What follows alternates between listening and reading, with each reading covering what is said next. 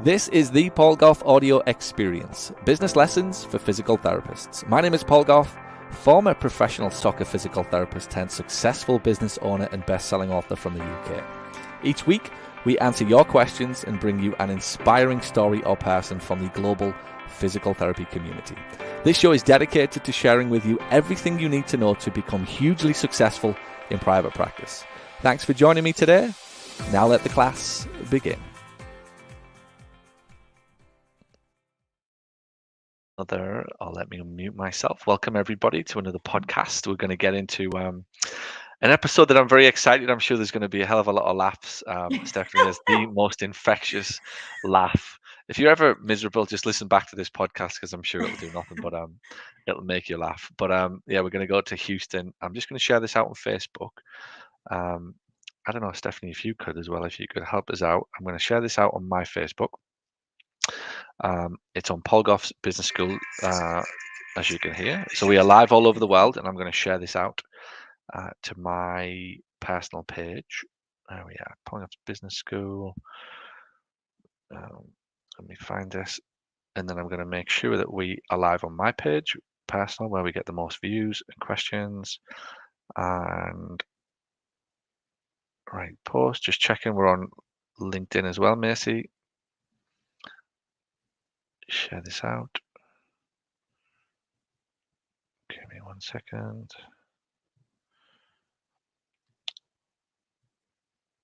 For some reason, share, right post. There we go. Right. Boom. Post. There we go. So we should be live on my personal Facebook as well, Macy. If you could just check that for me. Yeah, got it. And then I log in and I'm going to watch it. Right. Fantastic. So we're live. We've got viewers already, so that's quite cool. So we're on LinkedIn, we're on YouTube. Where else are we? We're going to be on a podcast. If you are listening back to this recorded, we're live from Orlando, and the big exciting news is we're just 5 weeks away from PPM Live, and the person that we're interviewing today actually will be live on stage. I'm going to talk a little bit more about that in a moment. But look, we're live from Orlando, 5th, 6th, 7th, 8th, and 9th of October. We'd love to see you.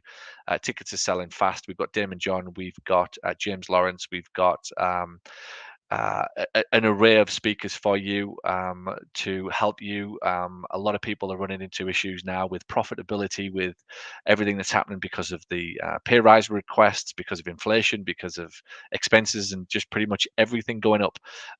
We've tailor-made the entire 3 days to help you. We're calling it the Great Reset. Many businesses need a reset. They need a reset in their payroll, a reset in their marketing, a reset in their business model. We're watching a lot of businesses approach $1 million, and sadly they're getting there with very little, if any, profit to show for it. Hence, the two-part keynote that I'm going to be presenting at PPM Live is quite literally titled "How to Avoid Building $1 Million Practice That Makes Little, if Any, Profit." We've produced the 3-day agenda. If you'd like to get it, send an email to paul@paulgough.com. It'll tell you all of the sessions across the 3 days. If you're interested, you're listening to this, send an email to paul@paulgough.com and we'll send you the agenda. Needless to say, we're going to be covering everything to do with the response, if you like, that is needed to inflation, to a potential recession, to rising pay rise costs, to not being able to find employees, to hesitant and skeptical patients. We're going to talk all about that across the course of PPM Live in October 6th, 7th, 8th, and 9th. Head over to www.ppmlive22.com and register for your seat. If you've got questions, send an email, paul@paulgough.com. And if you want the agenda, you want to see what we're going to be talking about to make sure that it's what you need, just to confirm that you should be there. Don't forget that there's going to be 300 other PTs. Worth it for me alone for you to be there. But we'd love to see you in person. But if you need the agenda, send an email to paul@paulgough.com, and Camilla on my team will take good care of you. And the more I think about it, if there's just a reason to come, it's just to be inspired. It's just to be around good things happening. I don't know about you, but I was at a concert the other day. I went to see Rod Stewart in Tampa, who was just amazing. And all day the next day, and even today and Monday, it just makes you feel really, really good about yourself when you're around something that's so big and so impactful, and is just designed to make you feel good about yourself. You genuinely come into work with a better step. You feel good about yourself and you're enjoying life. And I just think that these types of events that we're putting on for you, if there's a reason to come, it's for that. Everything else is an absolute bonus, just to come and feel really, really good about yourself, get some genuine clarity on the future of your business and the decisions that you need to make. ppmlive22.com is the place to be. There is smoke machines, there is lasers, there is a band, there's discos. I'm working on an opening act that even Simon will not be able to beat. So literally, this is more than just an educational seminar. This is going to be it's closer to a concert as it is anything else. And you know that you've left your original job as a physio a long time ago when yesterday I was instructing my team, the English team were at work yesterday, to look for dancers to come on through the smoke at 9:30 on the Friday morning to a certain type of music to keep everybody inspired, or to get everybody pumped up for the day. So it's going to be fun. It's going to be exciting. Don't sit there and kind of miss out and just think, I wish I'd have gone. So head over to the website ppmlive22.com and we'll hopefully see you in Orlando. Right, let's get into it. We've got people live. Let's talk to Stephanie. We're going to go all the way to Houston, Texas, and talk to Stephanie Crowley about the success, the phenomenal, I've got no other word for it, success of her business over the last couple of years. Stephanie, welcome to the podcast. How are you? I'm good. I'm Good. actually in Colorado right now. At the dream home. At the At the dream home. dream home. Yep. We'll find out a little bit more about that. But tell us about yourself. Tell us about your business, where you're from, and how you got started. Um, gosh, I'm from Dallas, and I don't know. Like when I got out of PT school, I always kind of knew I was going to own a business. And 2 years out, I started with a group of people. We kind of partnered together and created this business. It was a nightmare. Learned a lot.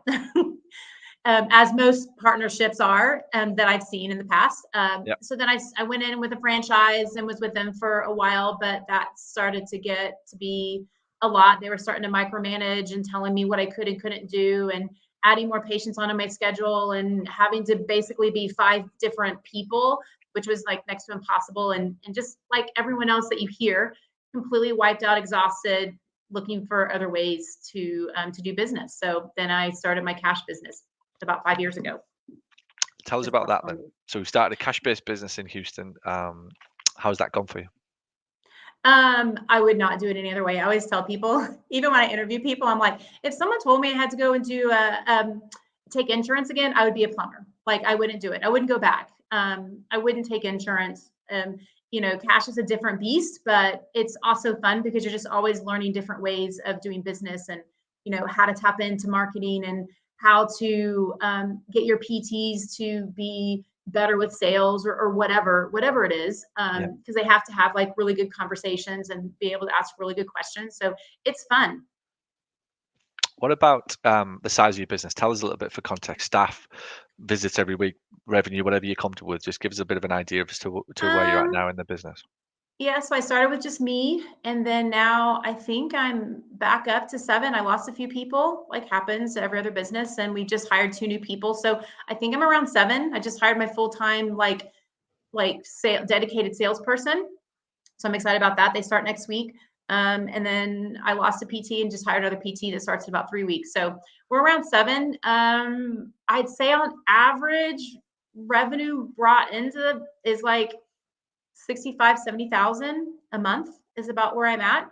That it should be picking up actually now, where I thought I was going to be back in like May, April. I'm actually now hitting those targets now. We've been really busy since August, like crazy busy. So we're up to 7 staff now in a cash-based practice. I'm going to probe on a little of the nuances you mentioned there about salespeople. So there's probably people listening to this who think, well, I don't need a salesperson, and that's not why I'm kind of in business. I'm a PT and I only need to treat these patients. What's the importance, if you like, the relevance of a salesperson in your practice? Oh my gosh. So I guess the best way, I've always just taught people in the front how to sell and how to follow up. So, and like, I'm really excited to have a dedicated person to doing this. But when I was having issues with my PVA early on, and I was just trying to dive in, trying to figure out why, what this like hasn't been a problem and why is it a problem now? It came down to the first phone call Yeah. And how they positioned it and how they dug deep into the conversation. So like having someone that is going to be able to do that for you and be able to continue to follow up. I mean, honestly, it's like what everyone says, the fortune's in the follow up. If you don't have someone just relentlessly following up, then you're not going to make it in a cash business, because it just takes time for people to say yes to paying the prices that you want. And you got to give them time to like digest the information and continue to follow up and continue to give them more education until they're ready to say yes. And then when they are, they're patients for life. I mean, that's like you've spent so much time developing them that they're now Yeah. like they don't want to go back. I love it. So when I'm trying to think back before you came on here today, we met in San Diego, wasn't it? And I think San about the Diego, yeah. San Diego, is it the sales boot camp? So what was your journey with Yeah. me then? How did you kind of, what have you done? For people who are listening, take us all the way back. Was it a podcast or a book, and then you came to sales boot I camp, and don't even kind of know, like, what happened like next? what you say, like all it happens all the time. I really don't know. I Yeah, don't know how you came in. But I do know, like, before I went to that, so like what had happened is I started this cash business and I really was like just going to see a few people and kind of retire because I was just wiped out and exhausted and really didn't want to build a team. I was kind of burned by some people. And so I was just like not wanting to build anything. yeah, But luck for me, my husband ended up losing his job. Basically, a company took over and then got rid of everyone. It's one of those situations, and I was like, "Oh crap!" Like, I need to like really make this into something because one of the things that I love to do is to travel and I did not want to give that up at all. yeah, So I was like, I got to make this into something, and I was burned out and I was like, I knew that if I could get some help in some way to do the business differently, that I could make it work. And so that's really kind of what I was searching for. And so like how I always do when he lost his job, I'm like, well, let's just go on a vacation. And then when I come back, I'm going to figure it out. And so when I came back, I don't know what it was, but I know I listened to a lot of the podcasts early on, yeah. like probably within a week or so. And I said, you know what, this is what I need to do. And then I had to convince my husband, as you know, that story. So So we did sales boot camp. I remember you coming to sales boot camp. What did you do next? Did you go on to do? Was it straight into sales boot mastermind? camp. Yeah. One of my friends, Carrie, who I met randomly, she was one of my roommates randomly at another conference. And when I saw her, she said, "Oh my gosh, you've got to do mastermind." I'm like, "What's the mastermind? I don't know what that is." She goes, "You've got to do it." And I'm like, "Well, what is it?" And then I'm like, "Oh my God, I got to do it." Now I had to go convince my husband again to allow me to spend more money. That he was like, "Holy crap!" Like I'm like, "Just trust me, just trust me." Fantastic. And And so then yeah, that's all the way and then into that and I CEO. started mastermind. Yep, yep. All the way into CEO and on the stage in a few weeks. We're excited to have you. This is a phenomenal success story, and we're going to get into the successes. But you raised an interesting point there. You know what we always find as we work with clients, and we're very blessed to have a community now that's all over the world. You said an amazing thing. I was looking for help to make it work. And what you'll often find is, for example, there might be people listening to this podcast who I want to make this work. I want to make this work, and I want to make my business a success. But they're adamant they're going to do it on their own, and like they'll just no matter what help you try and give them, whether it's a book or a call or something, they just don't want to do it. And it just like is I'm going to do this, and it's as if I'm going to figure out the hard way. What we often find is that the person who says some version of I want to do this, I'm going to do this, and I know I'm going to be more successful if I get some help to do it, is the person that goes on and has these types of success stories that obviously you're here today to talk about, if you like. So well done. I love it. Your intuition is fantastic. Tell us about your successes. What are you proud of? So we're making loads of money. There's lots of profit in the business. Tell us a little bit about the successes that you're really really proud of. I think the biggest success for me is just the person I've kind of become. I mean, Yeah, like, that's probably what I feel is the biggest is the I can't even speak, my biggest success, because the more I get better, then the more my staff gets better, and the more I understand them, and how to speak to them, the questions to ask them. It just makes me better. not, even outside my business and even within my relationship, with my husband. Like there's been so many times where I'm like, oh, I get so frustrated, and then it comes down to a question, and it turns everything around. So, you always say how you do life is how you do business, and it's really that. So, I'm honestly just shocked at how well my business is doing. Like I never thought that I could ever get to $1 million business. I never thought I could build a cash based business as big as I've built it. So when I look at like where I started and where I come, I'm like, holy crap.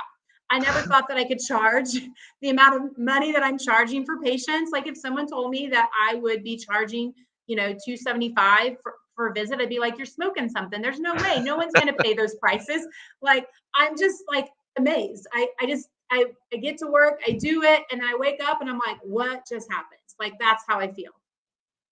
I think though, to give yourself some credit, you are very coachable, and you are very open with kind of where your business is and what you need. And my experience of working with you is that pretty much when somebody tells you to do it, you're the type of person that they'll roll your sleeves up and off you go, and you'll make it work. And you come back 3 months later and it's done, and it's kind of like almost, forgive the analogy, a dog with a bone. It's like, all right, I've retrieved Pretty the much. bone.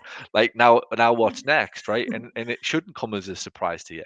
I always think the best business owners make it look really, really easy, and you're Yeah. definitely in that category where you're so committed to it. You're willing to learn about cash flow or marketing or how to develop people.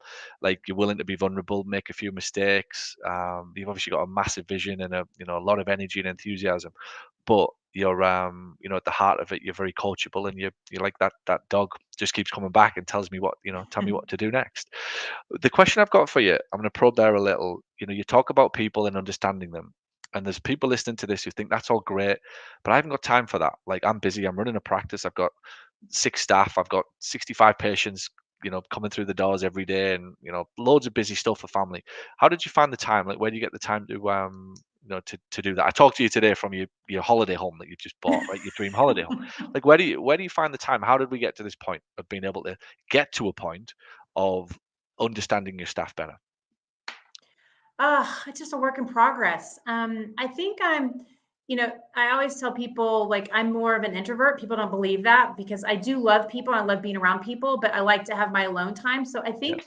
I just sit and observe a lot, and see how they respond, and then just are always like reading and listening to things, and how could I be better? What could be a better question I could ask next time? And I tell my staff all the time. I think it's when I took a course a long time ago, I think it was a Brene Brown course, and it really changed a lot of my perspective on being vulnerable. And I find that the more I am just open and being like, listen, I made a mistake, or I'm not perfect, but I'm a work in progress. So, Yeah. and then just kind of moving forward, that it like softens things, and they don't see like sometimes I think we maybe are being put on this pedestal, and we aren't supposed to be making mistakes, or we're afraid to make mistakes, and I'm not.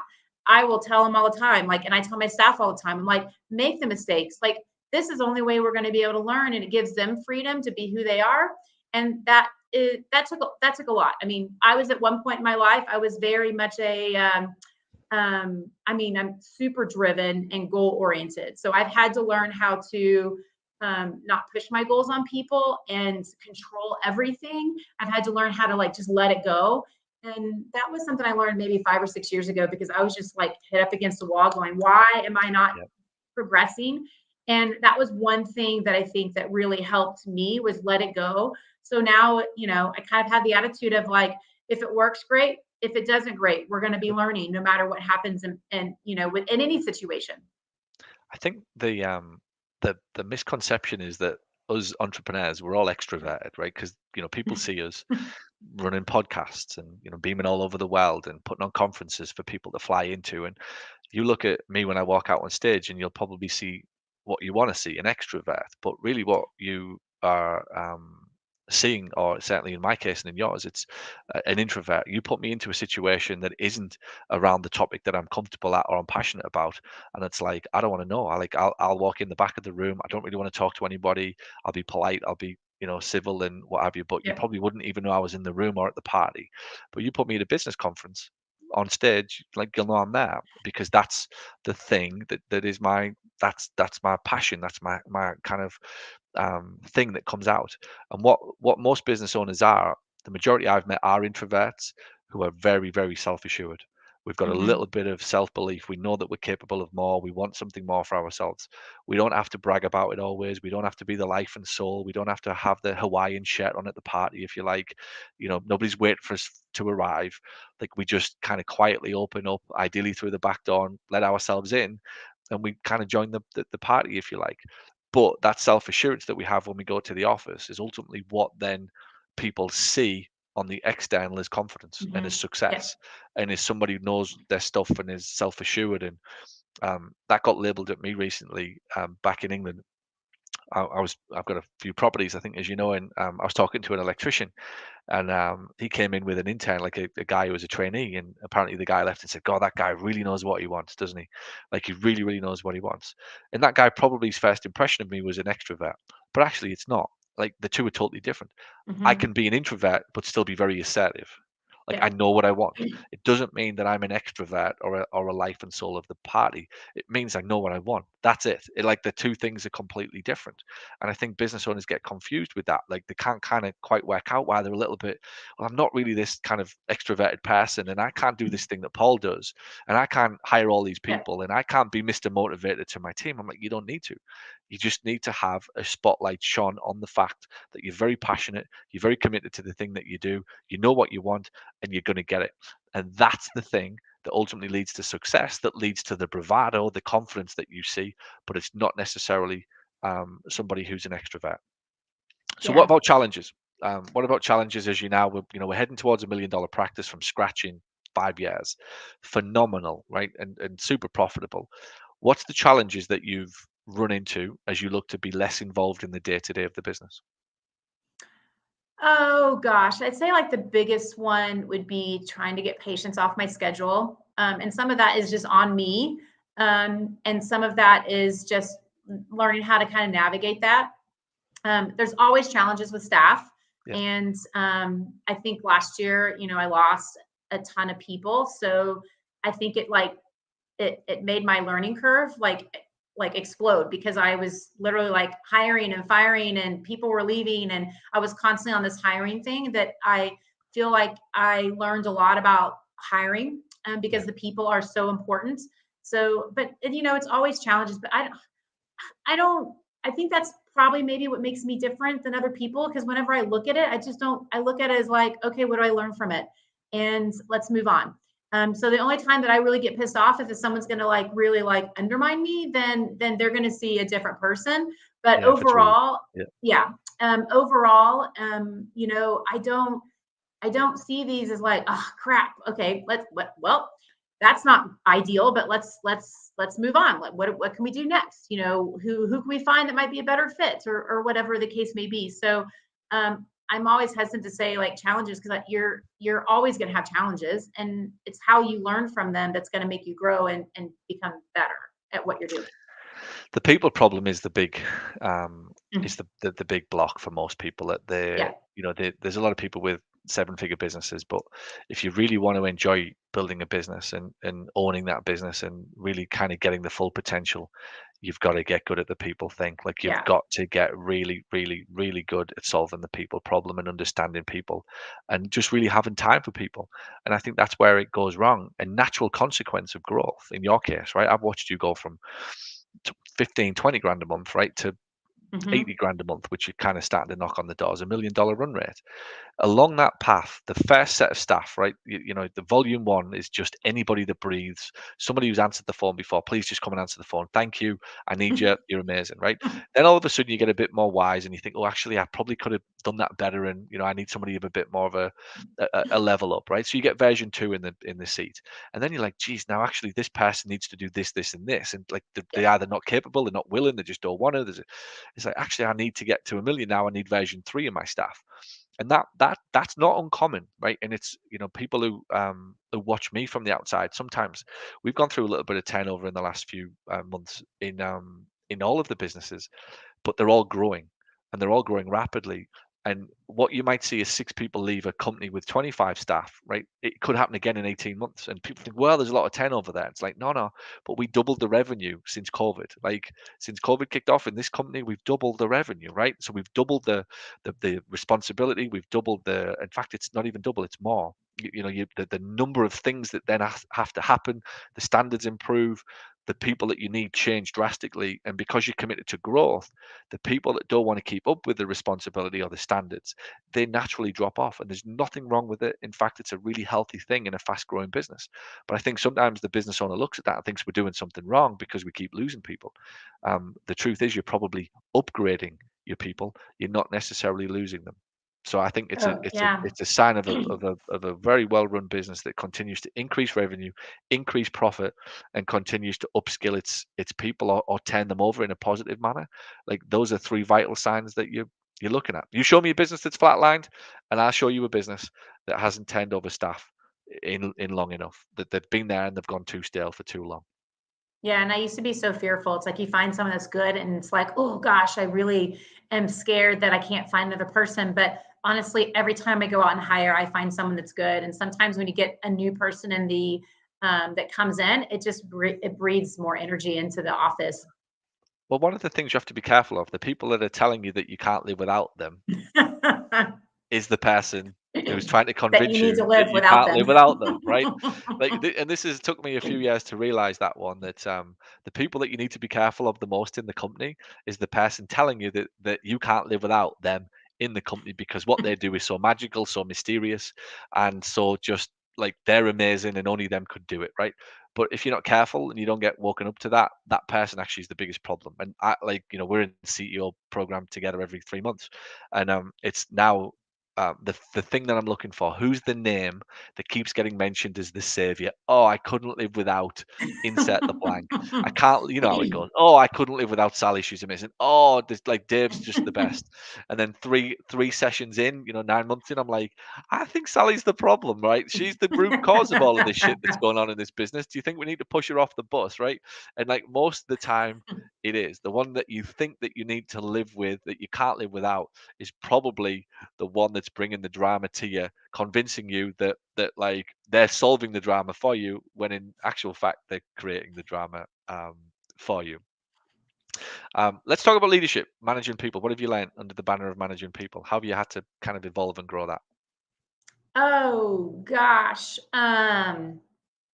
I'm a work in progress. I think you just continue to work on yourselves. Um, Gosh, I don't know what I do with my team. I think some of it's just like people suck into my energy because I'm a high energy person. So Yep. people like to be around that. So I think that's something that I really protect coming into the office. I think I come into the office, I'm pretty even killed. No matter if I'm in the office, out of the office, you really are going to see kind of the same person. I think that is something that is important, because if you're all over the place, your staff are going to be all over the place, Yep. and they're not going to know like which person are you going to get. So I think that's something that's really important.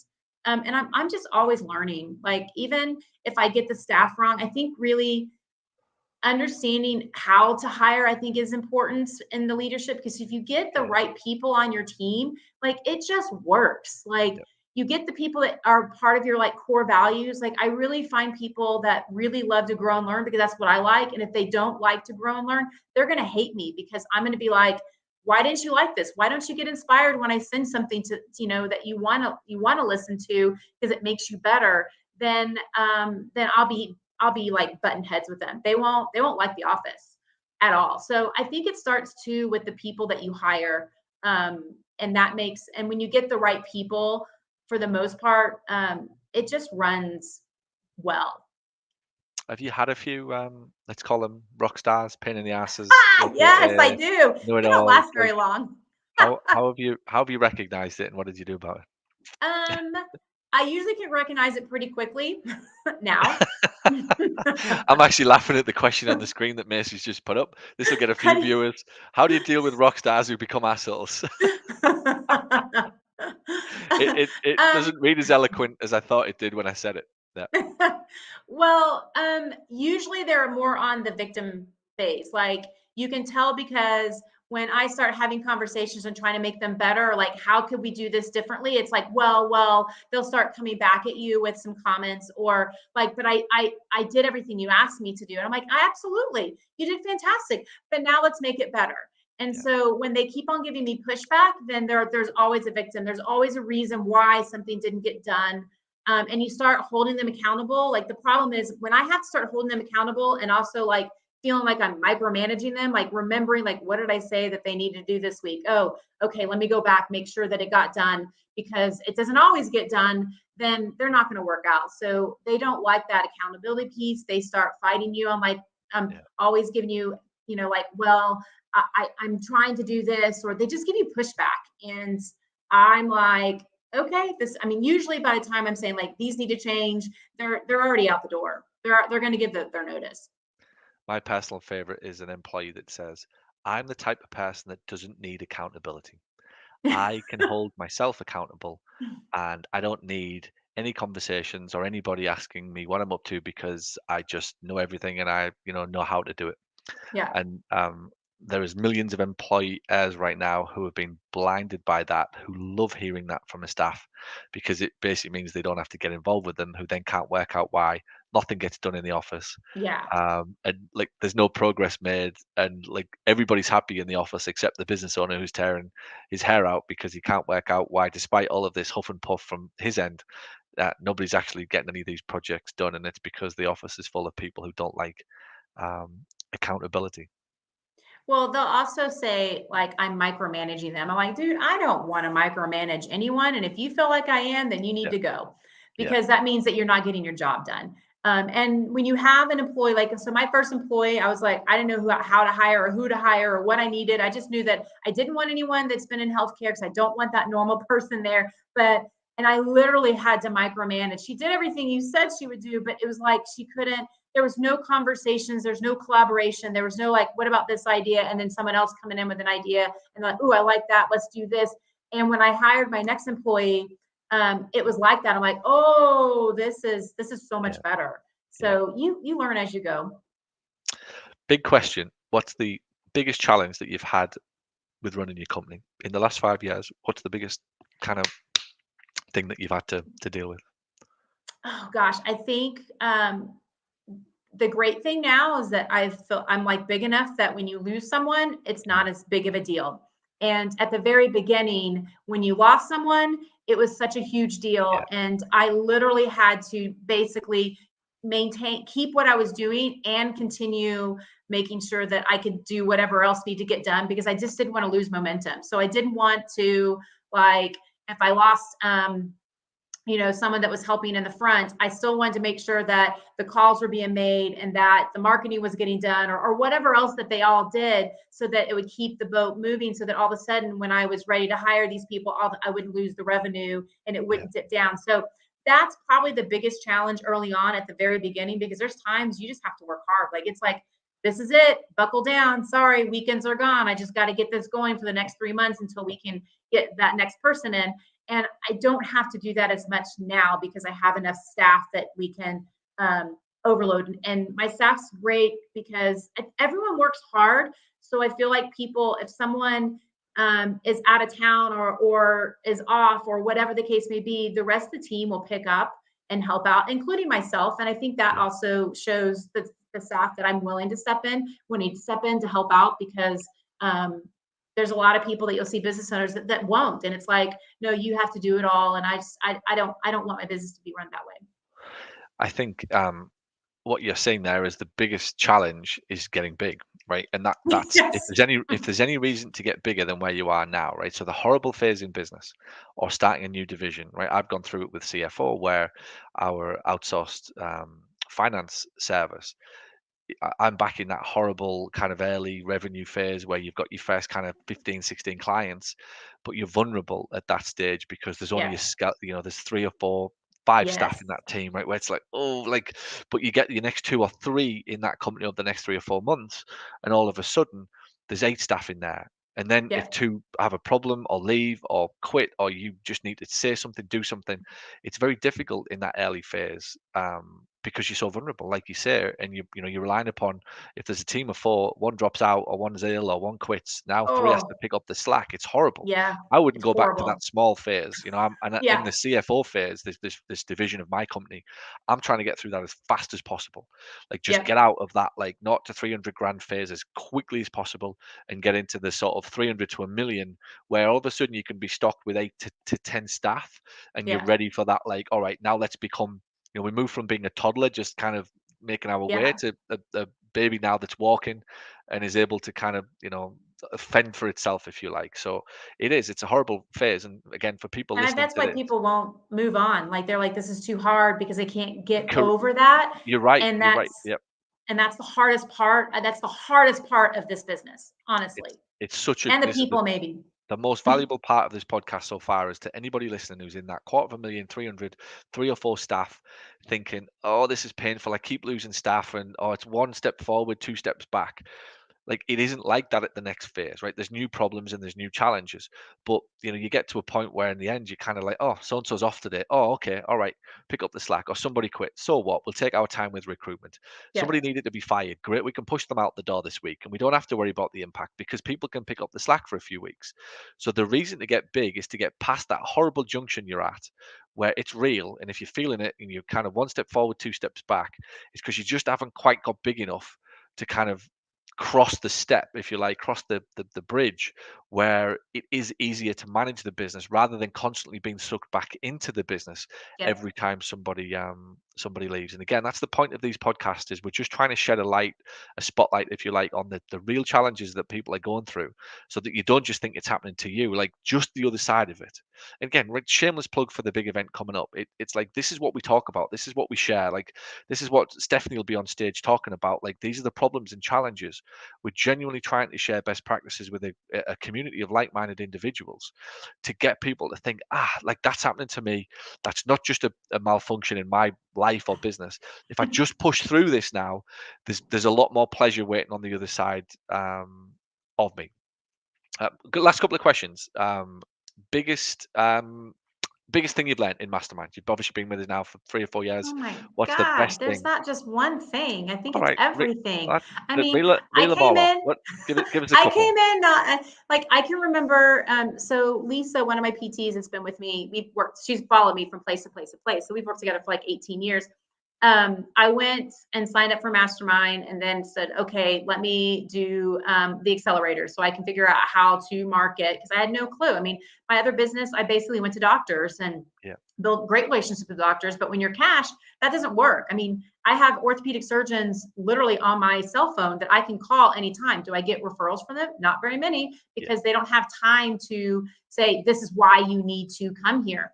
So I learned how to market. I sat down with my PT and I was like, well, who's our ideal person? I have no clue. And we're like thinking back and of all of our clients that we've seen over the last 10 years, my other business. And then it's like, oh my God, like we already had it, but I didn't know what it was. So yeah, really understanding that, understanding how to market.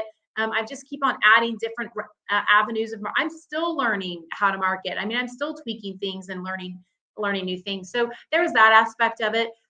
Then going into hiring, who to hire, how to hire, what questions to ask to hire.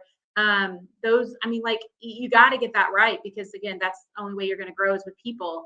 And then just in leadership and looking at like the trends of the group and just sitting back and observing and being on the calls and listening to the common things that are popping up. Then I'm like, ooh, I'm not going to do that yeah. type stuff. So there's not just one thing, because there's so many things, and you always say like, as you move into the next phase of your business, there's going to be new problems that are going to be there, and you've got to figure that out. So learning how to structure the business too, like who to hire, when to hire, I mean, there's just so many things. I just can't put it as to one thing. You did a good job. You did a good job at spooking people who were thinking, God, I thought this was just about getting some patients and rubbing their legs and kind of stretching them and giving them a few exercises, and off you go, type of thing. Well, It's my husband said when we first started, he goes, "Oh, you just go in, you're going to get the systems, and then and then you're going to be good." And I'm like, "No, that's not exactly right. That's not how business works." um, let me take you all the way back then. So we transport you back 5 years. We're in the the DeLorean, if you like, the PT business DeLorean. We're taking you all the way back. Doc Brown has got a little switch, and we can go all the way back to the day that Stephanie started her business. What would you do differently? You know, I wouldn't do anything differently in my life because honestly, Or it's how soon, I or sooner. What might you do sooner well, then? the only thing, and so whenever I talk to people, the only thing I would have done sooner would be hire someone to help you, like hire a business coach or something, because they're going to be able to, they're like outside of your business, not emotionally attached to it, can see it. Like I can see other people's problems now when I see them. Oh yeah, I see where they're missing out on, but I'm not emotionally attached to it. So when you're emotionally attached to the business, you can't see things clearly, and unless you have someone else that can kind of help you. And if you've never done it before, how do you know if it's going to work or not? So even having that help of that coach to help you um, not make as many mistakes, it's and learn from them because they've done it in the past, then you're just going to move so much faster. So if I had advice for anyone, that's what it would be. There's really Fab. nothing else in my life that I would do differently because it's made me who I am. And even if someone told me back 10 years ago, get a business coach, that's going to help you, I probably wouldn't have listened until I hit my low point, Yeah. because we're all on our own journey. But I tell everyone now, I'm like, just pay it, just do it. Like you're going to be better for it as long as I mean, I think you have to be personally in a good place as well, because if you're personally not in a good place, then even trying to do some of the things and not having the confidence, you may not move through the business as fast as what you see maybe other people are. Yeah. Two things. I'm just going to probe in a little bit of that. What was the challenge? I'm going to break this down into two phases, not to 300 grand, so around about 25 grand a month. Think back to that phase. I just think Mm-hmm. there's three phases really we're talking about when we get people on these podcasts. It's not to 300,000, 300 to 900 or a million, and then a million to three, right? You're now in phase two and heading towards, phase three. What was the biggest challenge not to 300? Just so somebody listening who's in that not to 300 phase can kind of, what was it about that early kind of first year or two? And then what was or has been the biggest challenge that you found now that you're in that next bracket? What's the challenge between the two? I think at the first phase of it is understanding like who to hire and how to hire. It's getting those hires right, because you don't at the beginning, and Yep. don't kid yourself that you will, because you won't.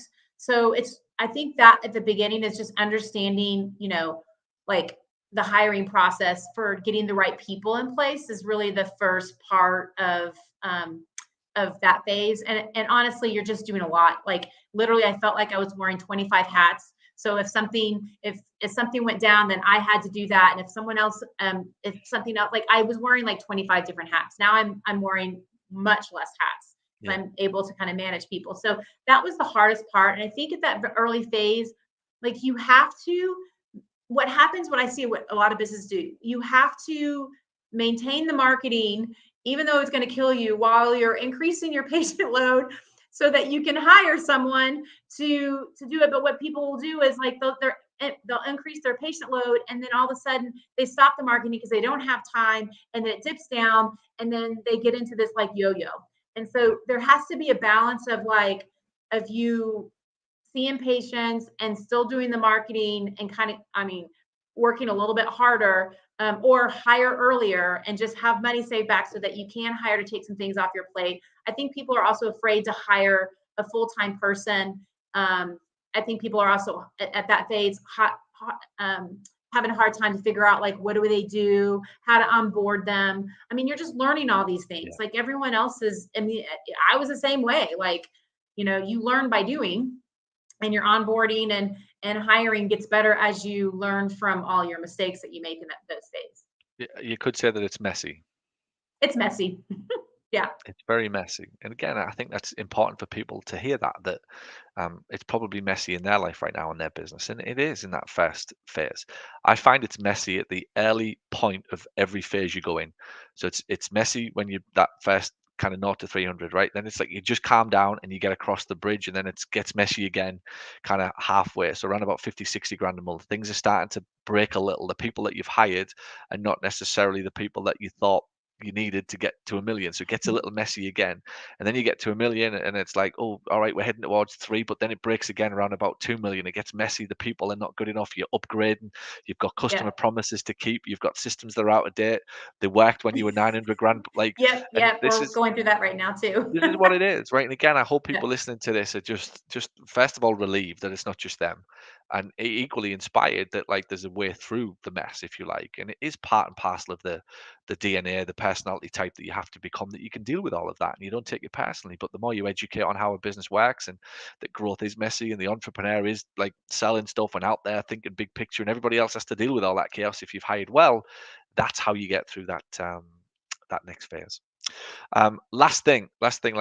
Tell us about your beautiful holiday home. I'm excited for you to inspire everybody as to the place that you're talking to us from right now. What was Yeah. behind that? So, I think I've always wanted another place, and I've always said this is where I wanted to be. I mean, we've been talking about it for 10 years, and literally last year I was like, okay, 2-year plan. Like, we're gonna find something in 2 years so that we can start spending more time in Colorado, and then started putting the steps into place. We're here almost every summer. And my goal is to be up here the majority of the summer, just because, in Texas, it's really hot. Up here, it's beautiful.